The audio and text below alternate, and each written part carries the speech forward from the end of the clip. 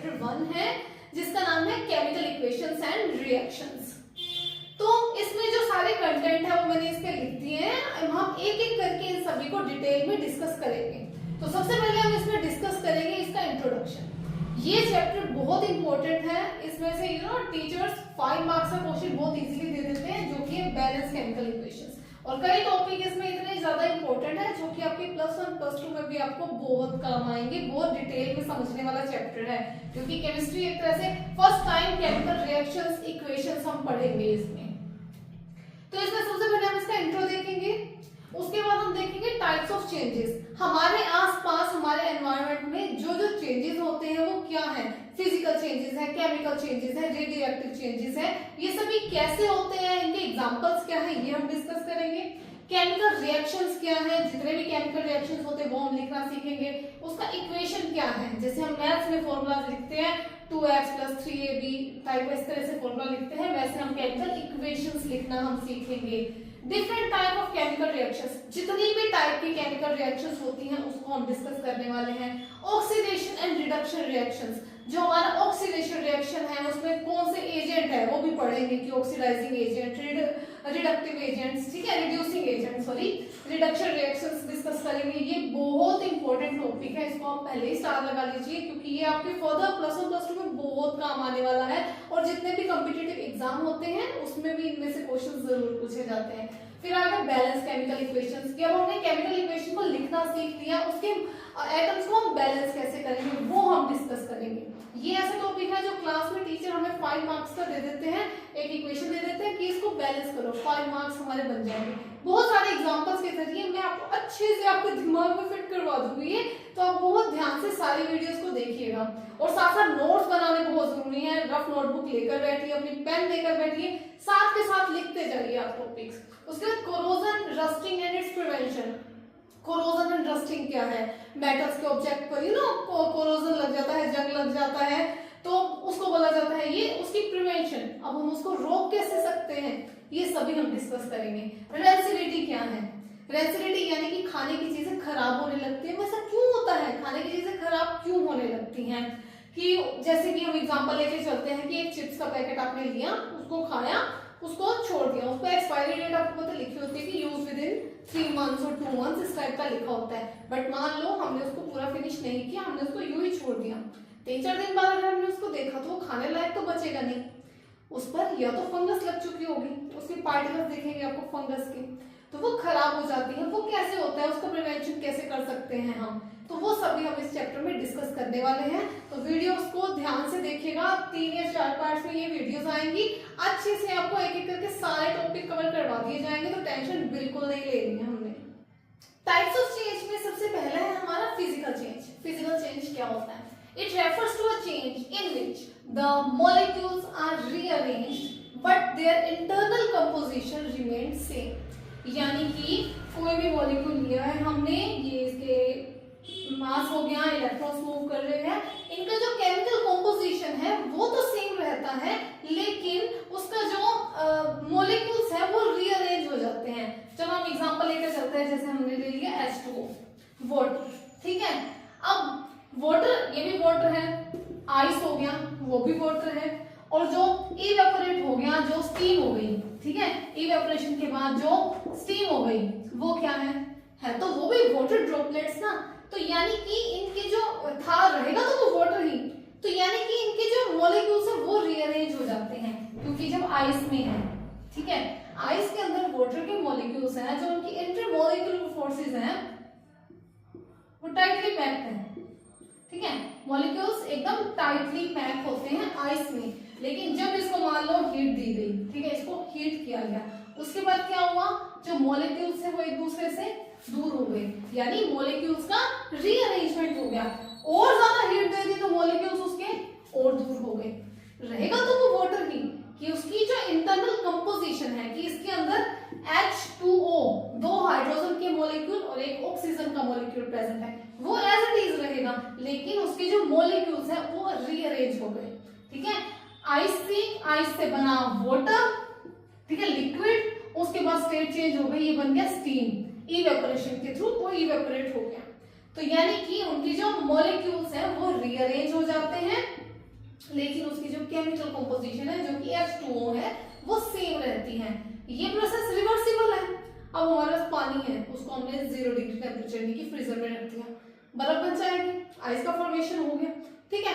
Ice के बाद उसको बाहर निकाल के रूम टेम्परेचर पे छोड़ दिया, वाटर बन गया। अब उसको हमने बॉईल कर दिया 100 डिग्री सेल्सियस पर, वो इवेपोरेट हो गया, स्टीम बन गई वो, यानी कि ये रिवर्सिबल प्रोसेस है। बॉइल्ड वाटर है, उसको हमने थोड़ा सा ठंडा किया, फिर उसके अंदर फ्रिज में रख दिया, वो वापस से आइस बन जाएगी, रिवर्सिबल प्रोसेस है। वाटर को हम तीनों फॉर्म में, तीनों स्टेट्स में, सॉलिड, लिक्विड और गैस में दोबारा से हम अटेन कर सकते हैं। No new products are form, कोई नया प्रोडक्ट नहीं बना। अगर आइस बना है तो वो वाटर ही, स्टीम बना है तो वो वाटर ही, ठीक है, H2O ही रहेगा, तो यानी कि कोई न्यू प्रोडक्ट इसमें नहीं बनता है। तो इसे बोलते हैं फिजिकल चेंज, यानी कि इंटरमॉलिक्यूल जो अंदर मॉलिक्यूल्स हैं उसमें चेंजेस आता है, लेकिन इसकी केमिकल कंपोजिशन में कोई भी चेंज नहीं आता है। एग्जांपल हम H2O का ही लिख देंगे, वाटर का एग्जांपल आइस और स्टीम बन जाएगा, तो ये इसका एग्जांपल हो गया। तो सेकंड चेंज है हमारा केमिकल चेंज। केमिकल चेंज क्या होता है? It refers to a change in which the substance transform into a new substance. ये एक ऐसा चेंज है जिसमें एक सब्सटेंस एक नए सब्सटेंस में ट्रांसफॉर्म हो जाता है, यानी कि जो पहले उसकी आइडेंटिटी थी, जो भी सब्सटेंस उसकी जो पहले आइडेंटिटी थी वो उसकी नहीं रहती है, ना ही वो रहती है, ना ही वो उसको दोबारा से गेन कर सकता है, यानी कि ये इरिवर्सिबल इन नेचर है। जैसे कि फिजिकल चेंज में हमने देखा कि आइस से हम वाटर बना सकते हैं, वो रिवर्सिबल था, बट ये इरिवर्सिबल है क्योंकि इसमें न्यू प्रोडक्ट्स आर फॉर्म्ड, नए प्रोडक्ट्स का फॉर्मेशन होता है। इसमें जो पहले हमारे पास सब्सटेंस था, यानी हमारे पास अगर कोई सब्सटेंस ए था, उसका ट्रांसफॉर्मेशन हो जाता है बी में, और वो उसका ए में ट्रांसफॉर्म होना इम्पॉसिबल है, वो नहीं हो सकता है। इसको बोला जाता है केमिकल चेंज। एग्जांपल्स क्या है इसके? बर्निंग ऑफ पेपर, हमने कोई पेपर लिया, ठीक है, व्हाइट पेपर लिया हमने, उसको हमने जला दिया, वो क्या बन गई? ऐश बन गई, राख हो गया वो, ठीक है, ब्लैक सा हमारे पास एक सब्सटेंस आ गया। तो यानी कि एक व्हाइट पेपर से एक ब्लैक कलर का न्यू सब्सटेंस का फॉर्मेशन हो गया। अब क्या हम उसको दोबारा जलाएंगे, उसको कुछ भी करके कि हम वापस व्हाइट पेपर बना सकते हैं? नहीं, क्योंकि उसमें केमिकल रिएक्शन हुआ है, कंबशन हुआ है, उसमें वो जला है, ठीक है। कंबशन में अब वो सब्सटेंस हम दोबारा से रिगेन नहीं कर सकते। डाइजेशन ऑफ फूड, हमने एक रोटी ली, हमने उस रोटी को खा लिया, हम उसको दोबारा से एज ए रोटी हम नहीं निकाल सकते, नहीं आ सकती रोटी हमारे पास, ठीक है, दोबारा से हम उसको ट्रांसफॉर्म नहीं कर सकते। डाइजेशन का प्रोसेस हो गया क्योंकि उसमें बहुत सारे एंजाइम्स ने एक्शन कर दिया, वो रोटी पर नहीं बचा। बेकिंग ऑफ अ केक, आटा लिया हमने, बहुत सारा मटेरियल लिया, बेकिंग पाउडर लिया, मान लो ओरियो केक बना रहे हैं, ठीक है, एग्जांपल है ओरियो केक का, तो हमने ओरियो बिस्किट्स लिए, उसमें चीनी ली, मिल्क लिया, इन सभी चीजों को हमने मिक्स कर दिया। क्या हम उसके बाद वापस से ओरियो बिस्किट्स उसमें से निकाल सकते हैं?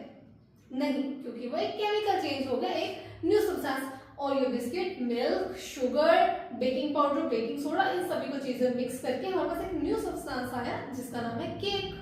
केक से हम वो चीजें दोबारा से तो रिगेन कर नहीं सकते, तो ये है हमारा केमिकल चेंज। आयरन रस्टिंग, लोहे को जंग लग गया, तो क्या हम किसी भी तरीके से उसको बचा सकते हैं? नहीं।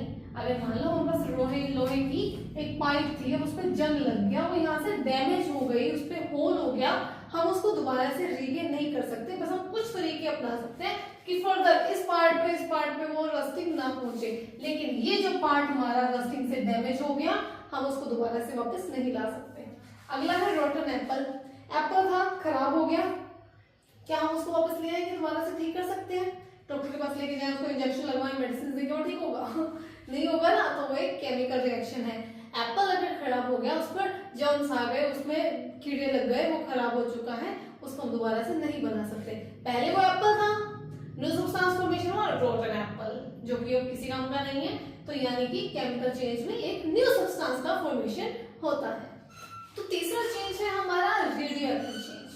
भाई ये चेंज तो जो हमारे किम जोंग हैं, जो आपने सुना होगा, नॉर्थ कोरिया के किंग, उनकी फेवरेट रिएक्शंस है, क्योंकि इसमें न्यूक्लियर वेपन्स, न्यूक्लियर मिसाइल, सब में इन रिएक्शंस का, इन चेंजेस का यूज रहता है।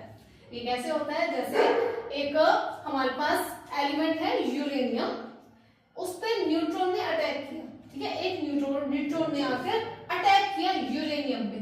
अब यूरेनियम उस अटैक को सह ना पाया, वो दो हिस्सों में डिवाइड दो नए एलिमेंट्स उसने फॉर्म कर दिए, एक था क्रिप्टॉन, दूसरा था बेरियम। उसके साथ में जब ये ब्लास्ट हुआ, ये न्यूक्लियर फिजन हुआ, ठीक है, इसको बोला जाता है न्यूक्लियर फिजन।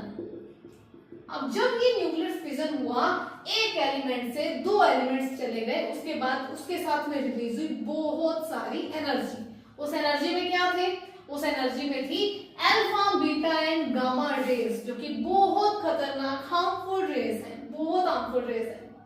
तो ये रिएक्शन बेस्ड है न्यूक्लियस ऑफ एन एटम पे। जो हमारी केमिकल रिएक्शंस होती हैं वो तो जो आवारा घूम रहे इलेक्ट्रॉन्स होते हैं, जो हमारे इलेक्ट्रॉन्स होते हैं उस पे बेस होती है कि उनका आदान प्रदान चलता रहता है, उससे रिएक्शंस होती हैं। अब ये रिएक्शन बेस्ड है न्यूक्लियस ऑफ एन एटम पे, ठीक है, जो पूरा मास है इसका न्यूक्लियस पे, ठीक है, इसके अंदर प्रेजेंट है प्रोटॉन और न्यूट्रॉन, ठीक है।